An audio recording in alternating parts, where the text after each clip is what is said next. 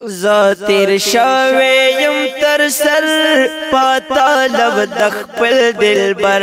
Doctor Zakir Naik جو ہے اہل حق علماء میں سے ہیں، اہل سنت والجماعت میں سے ہیں۔ ہم ان سے ملے ہیں، میں کیا بڑے بڑے علماء ان سے ملے ہیں، جو ان سے ملتا ہے ان کی تعریفیں کرتا ہے کہ اللہ نے ان کو بہت تواضع دی ہے۔ ان میں بڑی اچھی بات یہ ہے کہ ان کو اگر بتایا جائے کہ آپ سے یہ مسٹیک ہوئی ہے تو فوراً رجوع کرتے ہیں وہ، اور سنت کے پابند ہیں، تہجد کے پابند ہیں، دعاؤں کے پابند ہیں، معمولات کے پابند ہیں۔ تو اللہ تعالیٰ نے ان کو ان صفات سے نوازا ہے۔ اللہ تعالیٰ ان کی عمر میں خوب خوب برکت عطا فرمائے، اور جو پابندیاں دنیا میں ان پہ لگی ہوئی ہیں اللہ تعالیٰ وہ پابندیاں ان سے دور فرمائے۔ اور یہی ہماری رائے ہے، ان کے عقائد میں اور اہل سنت والجماعت کے عقائد میں کوئی فرق نہیں ہے۔ جو عقیدہ طحاویہ میں عقائد لکھے ہوئے ہیں اسی عقائد کے حامل ہیں۔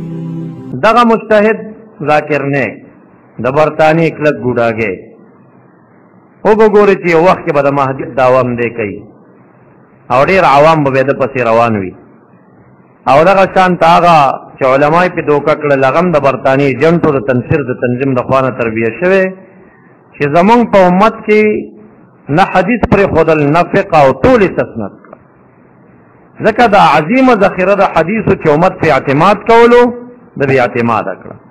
تاسو چې اوس ګورئ صحیح ترمیزي ضعیف ترمیزي، صحیح ابو داود ضعیف ابو داود، حتی کہ صحیح مسلم ضعیف مسلم ته املا واچول، بیا علما د عرب او د عجم پسې راپورته شول او په دې ردود وکړل، او دا چالته صحیح نسائی ضعیف نسائی، صحیح مسند احمد ضعیف نسیم، صحیح ترغیب و ترهیب ضعیف، دا ټول تقسیم کړل، بس چې کم د ده رای موافقو د ده خوښو احادیث قوي، چې کم د ده رای خلاف هغه ضعیف، داسې نه چې د تحقیق کولو په هغې باندې۔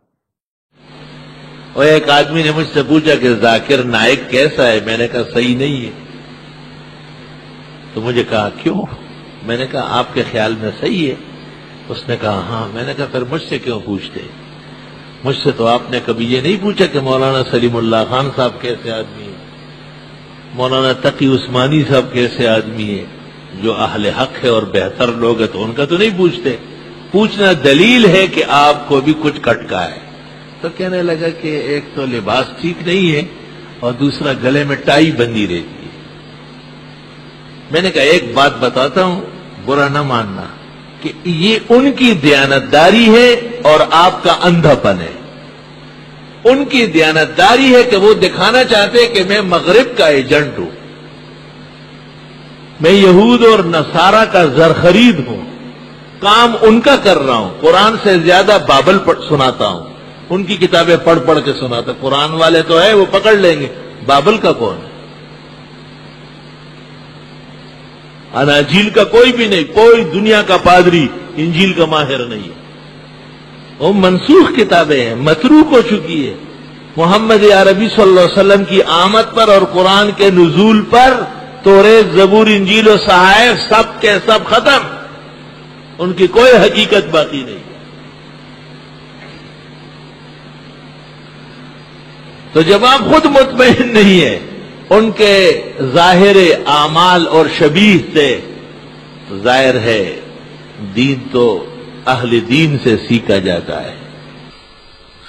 ڈاکٹر نائک شلوار قمیص پہننا شروع کر دے تو کیا آپ اس کو صحیح عالم مان لیں گے؟ ہرگز نہیں، وہ غلط ہے، وہ غلط ہی رہے گا۔ شلوار قمیص نہیں، اگر وہ حجر اسود اور کعبے کے درمیان میں کھڑا ہو جائے تب بھی کہوں گا کہ زندیق اور بے دین ہے، دشمن خدا و رسول ہے، تا وقتی کہ وہ غلط عقائد سے توبہ نہ کرے۔ لباس کی وجہ سے کسی کو لباس کی حد تک غلط کہا جائے گا۔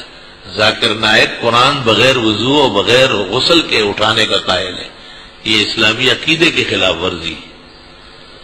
وہ امت کو 3 طلاق کے بعد دوبارہ رجوع کا کہتے ہیں بغیر حلال شریعہ کے، اور عمر بھر زنا کروانے کی تلقین کر رہا ہے۔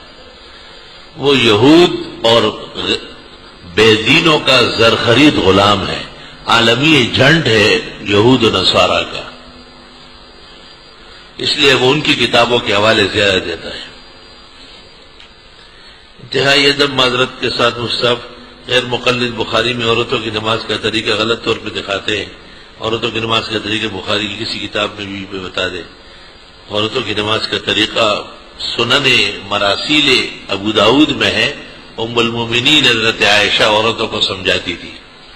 بخاری شریف میں وہ واقعہ جس میں ام درداء صغرا نماز میں بیٹھتی تھی اور وہ مردوں کی طرح بیٹھتی تھی، گویا کہ عورتوں کا طریقہ اور ہے، مردوں کا اور ہے۔